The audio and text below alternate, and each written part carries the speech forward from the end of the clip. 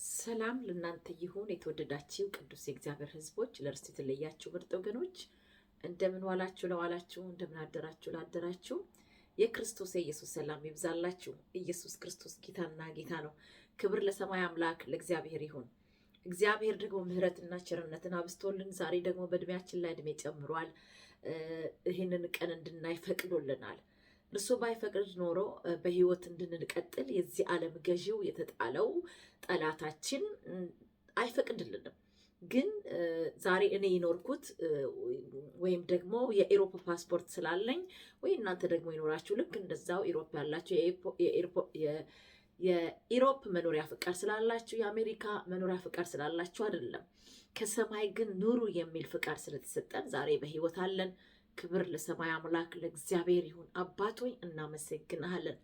በተጨመረልን እድሜ ደግሞ እንዳንቀጥል፣ በተጨመረልን እድሜ ደግሞ እንዳናሳዝን የሰማይ አምላክ እግዚአብሔር የምድር ሁሉ ዳርቻ ፈጣሪ ለቀኑ ክፋት ይበቃዋል ዘመኑን ዋጁት ተብሎ እንደተጻፈ ቀናችንን በኢየሱስ ክርስቶስ ስም እንዋጀዋለን። የተዋጀውን ቀኖች ሁሉ ክፉዎች ናቸው ተብለው ተጽፏል። ለልጆቻችን፣ ለትዳራችን፣ ለአገልግሎታችን፣ ለሕዝብ እግዚአብሔር ሆይ ለቤተ ክርስቲያን፣ ለቅዱሳን በጌታ በኢየሱስ ክርስቶስ ስም የተዋጀ ይሁን።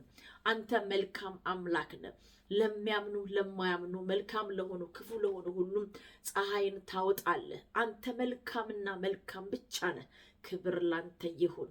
ዛሬ ደግሞ እግዚአብሔር ሆይ ስለምታጽናነን ስለምትመክረን አቤቱ እግዚአብሔር አባቶ ቃልን ልክ ስለምትፈውሰን ስለዚህ ስለከበረው ቃል እናመሰግንሃለን። በቃልህ ማንም አይሰናክልምና ስለዚህ እግዚአብሔር ቃል ሲናገር ትንቢተ ሐጌ ምዕራፍ 2 ላይ እንዲህ የሚል ቃል አለ። ቁጥር 4 ላይ አሁን ግን ዝሩባቤል ሆይ በርታ ይላል። ዛሬ እኔን ጌታ እግዚአብሔር በርቺ ነው ያለኝ። እናንተን ዛሬ በርቱ ይላችኋል። እህቴ በርቺ፣ ወንድሜ በርታ፣ ቅዱሳኖች በርቱ። ለምን ቢባል የጠራን የታመነ አምላክ ነው። ያለነው በወደቀው ዓለም ላይ ነው። ጠላታችን ዲያብሎስ ደግሞ የመጨረሻ ሰዓት እንደደረሰ አውቆ በቁጣ የወረደበት ጊዜ ነው። በብዙ መልክ ሰው ይፈተናል። በኢኮኖሚ ይፈተናል፣ በጤንነት ይፈተናል፣ በልጆች ይፈተናል፣ በትዳር ይፈተናል። በማይፈተነው ነገር ብቻ የለም። ሁሉ ነገር ሞልቶላቸዋል ብለን የምናስባቸው ሰዎች እንኳን ሳይቀር ይፈተናሉ። ፈተናው ይለያያል እንጂ። ስለዚህ የፈለገ ፈተና ቢኖር ደግሞ ከፈተናው ጋር ደግሞ መውጫውን ያዘጋጅላቸዋል ተብሎ ተጽፏልና እግዚአብሔር መውጫን ያዘጋጃል። ክብር ለኢየሱስ ይሁን። ስለዚህ ዝሩባቤል ሆይ በርታ ይላል እግዚአብሔር። ዛሬ እናንተን በርቱ ይላችኋል ይላል እግዚአብሔር። ሃሌሉያ። እግዚአብሔር ታላቁ ካህን ኢዮሴዴቅ ልጅ ኢያሱ ሆይ በርታ፣ እናንተም የአገሩ ሕዝብ ሆይ በርቱና ስሩ ይላል። በርቱና ስሩ ይላል እዚህ ላይ። ይህንን ግን ወደ አዲስ ኪዳን ነው ሳመጣ ይሄ የስራ ዘመን ነው። መጽሐፍ ቅዱስ ሲናገር መከሩ ብዙ ነው፣ ሰራተኞች ጥቂቶች ናቸው። የመከሩ ባለቤት ሰራተኛን ይፈልጋል ይላል። የወንጌል ስራ እንግዲህ ሰራተኞችን ይፈልጋል። ትክክለኞችን፣ እውነተኞችን፣ እስከ መጨረሻ ድረስ የሚሮጡትን፣ ራሳቸውን ጥለው ዋጋ እስኪከፍሉ ድረስ በመስዋዕትነት የሚያልፉትን ይፈልጋል ይህ ወንጌል። ይሄ የእግዚአብሔር መንግስት ሰራተኛን ሁሌ ይፈልጋል፣ ታማኝ ሰራተኞችን። ስለዚህ የእግዚአብሔርን መንግስት የምንሰራበት፣ የእግዚአብሔርን ፍቃድ የምናደርግበት፣ የእግዚአብሔርን አጀንዳ የምናደርግበት ዘመን ቢሆን አሁን ነው። እያንዳንዳችን በትዳር ውስጥ ብንሆን፣ በስራ ውስጥ ብንሆን ሁሉ የእግዚአብሔርን ስራ ለመስራት ምንም የሚገዳደረን ነገር የለም።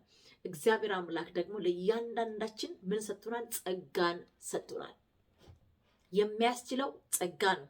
እኔን ያስቻለኝ ጸጋና ጸጋ ነው። በቃ ከእግዚአብሔር ጸጋ ውጭ ምንም የምችለው ነገር የለም። ግን እግዚአብሔር ጸጋ ያስችላል። ክብር ለእግዚአብሔር ይሁን። ኢየሱስ ክርስቶስ ጌታና ጌታ ነው። ክብር ለእግዚአብሔር ይሁን። የአገሩ ሕዝብ ሆይ በርቱና ስሩ ይላል እግዚአብሔር። ስለዚህ ብርቱና ስሩ ሲል እግዚአብሔር ምን ሊሰጥ ነው? ጉልበትን ሊሰጥ ነው። ኃይልን ሊጨምር ነው። ራሱም አብሮ ሊገኝ ነው። ክብር ለእግዚአብሔር ይሁን።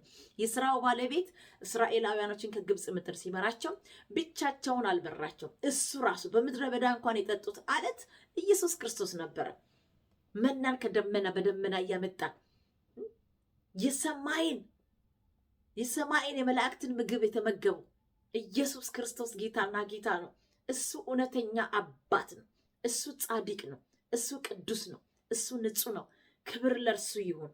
ስለዚህ እኔ ከእናንተ ጋር ነኝና ዛሬ እግዚአብሔር ከአንቺ ጋር ቢሆን ኖሮ ለምን እንደዛ ሆነብሽ፣ ለምን እንደዚህ ሆነብህ የሚል ጠላት ውሸቱን ነው። መጥቶ ጠላት እግዚአብሔር ካንተ ጋር ቢሆን ኖሮ ይሄ ነገር ለምን ሆነ ሲል እግዚአብሔር ካንተ ጋር አለ ማለት ነው። ክብር ለኢየሱስ ይሁን። እስከ ዓለም ፍጻሜ አልተዋችሁም አልጥላችሁም ያለ ጌታ ከኛ ጋር አለ። በቃ አለ፣ ይረዳናል። ኢየሱስ ክርስቶስ ጌታ እኔን ይረዳኛል። እግዚአብሔር አንቺን ይረዳሻል፣ አንተን ይረዳሃል።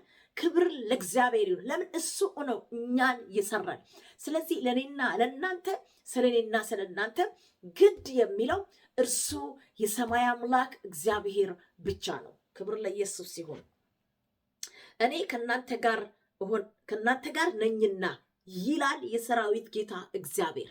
ማን? እኔ ከናንተ ጋር ነኝና ይላል የሰራዊት ጌታ እግዚአብሔር። መንፈሴን በመካከላችሁ ይኖራል፣ አትፍሩ። 4 ነጥብ።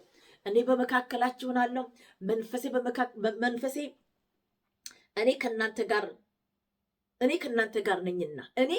ጋር ነኝና ይላል የሰራዊት ጌታ እግዚአብሔር። መንፈሴ ደግሞ በመካከላችሁ ይኖራል። ማን? ይላል እግዚአብሔር። እና አትፍሩ። ዛሬ አትፍሪ ይልሻል። ዛሬ ወንድሜ አትፍራ። የእግዚአብሔር ሕዝቦች አትፍሩ። ሊያስፈራራ የወጣው ማንኛውም የጨለማ ጉልበት፣ የክፉ አዋጅ በጌታ በኢየሱስ ክርስቶስም የተገለበጠ፣ በበሽታ የተገለጠ፣ በክፋት የተገለጠ፣ በማንኛውም መልኩን ቀይሮ የመጣ የጨለማ ጉልበት፣ የክፉ ጉልበት በጌታ በኢየሱስ ስም የተገለበጠ፣ በናዝሬቱ ጌታ በኢየሱስ ስም ይገልበጥ። ቃልህ እንደሚናገረው በአንዳች አትጨነቁ፣ በጸሎት በምስጋናና በምልጃ አስታውቁ ተብሎ እንደተጻፈ እግዚአብሔር አባቶ የህዝብን የትውልድን የምድሬን እግዚአብሔር ያለውባትን ምድር የእያንዳንዱን ነገር በፊት አስቀመጠ። አንተ ታላቅ ነህ። መሀል ሜዳ ላይ ጥለህ የማትሄድ ጌታ ነህ። እስከ ፍጻሜ የምታደርስንህና እናምናሃለን። ክብር ላንተ ይሁን።